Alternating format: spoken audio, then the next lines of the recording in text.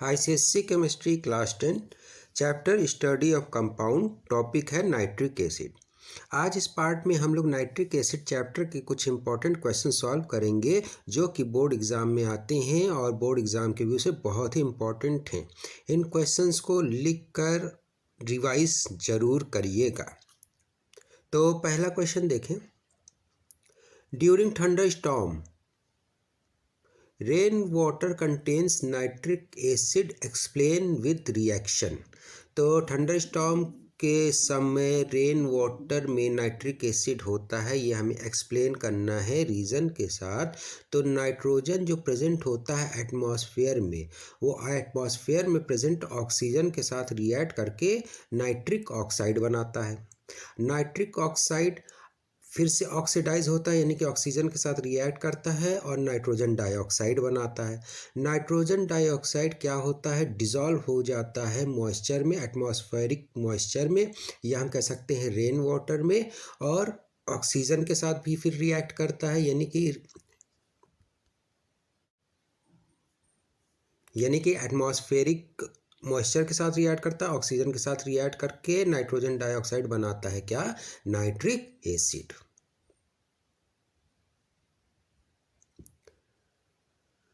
Next question देखें। In the preparation of nitric acid from potassium nitrate concentrated HCl is not used in place of concentrated sulphuric acid, explain why. तो हम लोग HCl acid को क्यों नहीं use करते हैं in place of concentrated sulphuric acid. तो preparation में जब हम लोग प्रिपेयर करते हैं नाइट्रिक एसिड को पोटेशियम नाइट्रेट से, तो हम यूज़ करते हैं क्या, कॉन्सेंट्रेटेड सल्फ्यूरिक एसिड। इसको याद रखिएगा, क्या यूज़ करते हैं, कॉन्सेंट्रेटेड सल्फ्यूरिक एसिड।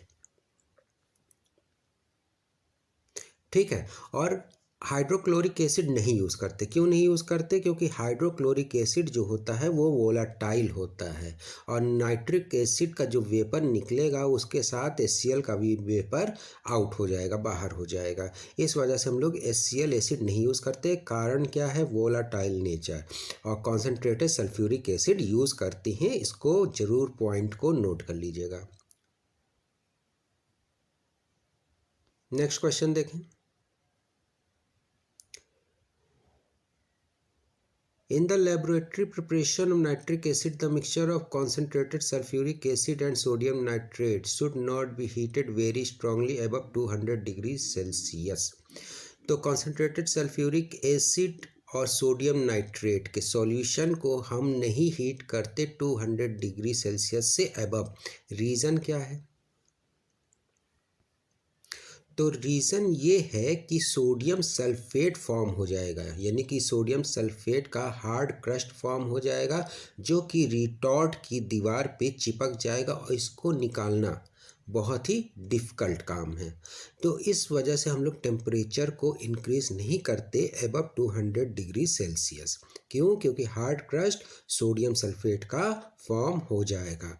हाँ, लेकिन इस रिएक्शन अगर हम 200 डिग्री सेल्सियस से अबव कर दें तो HNO3 ज़्यादा प्रोड्यूस होगा, लेकिन फिर क्या होगा कि हार्ड क्रस्ट फॉर्म हो जाएगा और उसे रिटॉर्ट की दीवार से निकालना मुश्किल हो जाएगा। इसलिए हम लोग टेम्परेचर इंक्रीज नहीं करेंगे above 200 degree Celsius. Temperature 200 degree Celsius के नीचे रहेगा, ये भी पॉइंट नोट करना है।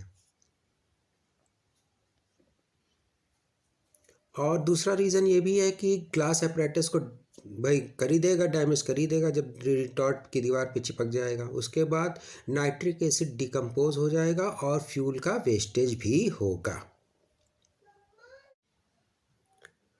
नेक्स्ट क्वेश्चन देखें। Iron is rendered passive with fuming HNO3 give reason. तो आयरन या अल्मोनियम जो है रिएक्शन बंद कर देगा, HNO3 के साथ ज़्यादा रिएक्शन नहीं होगा। इसका रीज़न हमें बताना है क्यों।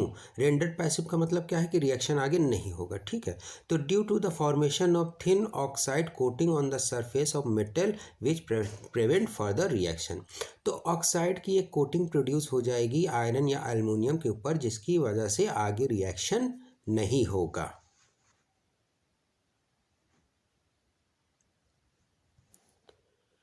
नेक्स्ट क्वेश्चन देखें, state observation, zinc nitrate crystal are strongly heated. अगर जिंक नाइट्रेट क्रिस्टल को हम लोग स्ट्रांगली हीट कर रहे हैं तो क्या ऑब्जर्वेशन होगा, तो reddish brown nitrogen dioxide gas evolve होगी। तो नाइट्रोजन डाइऑक्साइड गैस का कलर याद रखिए रेडिश ब्राउन, ये भी पॉइंट नोट कर लीजिए।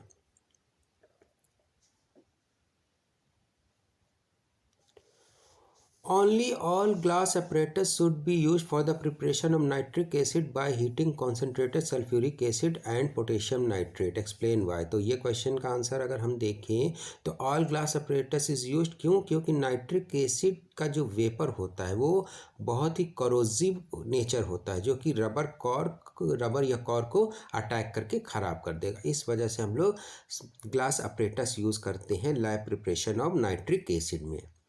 दूसरा क्वेश्चन क्या कह रहा है, nitric acid it kept in a reagent bottle for a long time. तो क्या होगा, nitric acid is kept in a reagent bottle for a long time, तो it turns yellowish brown in colour. तो yellowish brown in colour में convert हो जाएगा। कारण क्या है, नाइट्रिक एसिड होता है अनस्टेबल, जिसकी वजह से डिकम्पोज कर जाएगा तो क्या फॉर्म होगी, नाइट्रोजन डाइऑक्साइड गैस प्रोड्यूस होगी। नाइट्रोजन डाइऑक्साइड गैस जो प्रोड्यूस होगी वो एसिड में डिसॉल्व होगी और येलोइश ब्राउन कलर कर देगी बॉटल का।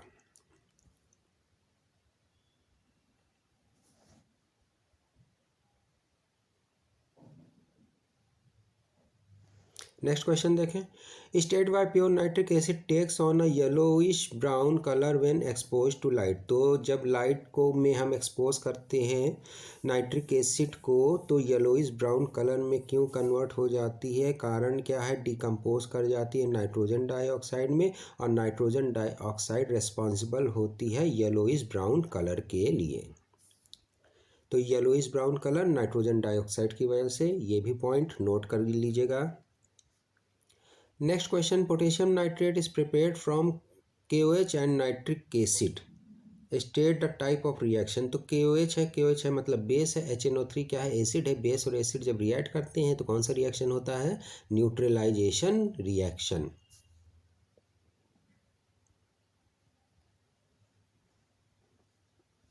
What is the property of nitric acid which allow it to react with copper? तो ऑक्सीडाइजिंग नेचर नाइट्रिक एसिड का वो क्या करता है, इसकी वजह से जो है नाइट्रिक एसिड रिएक्ट करता है कॉपर के साथ। तो कौन सी प्रॉपर्टी है, ऑक्सीडाइजिंग नेचर। तो इस पॉइंट को भी याद रखिएगा, इसको भी नोट कर लीजिएगा। नेक्स्ट पार्ट में हम लोग कुछ और चैप्टर्स के भी इंपॉर्टेंट क्वेश्चन सॉल्व करेंगे, तो सब्सक्राइब ज़रूर कर लीजिएगा, जिससे कि आपको सैम्पल पेपर का सॉल्यूशन, क्वेश्चन बैंक यानी काफ़ी स्टडी मटेरियल आपको मिल जाए, आपको नोटिफिकेशंस मिल जाएं।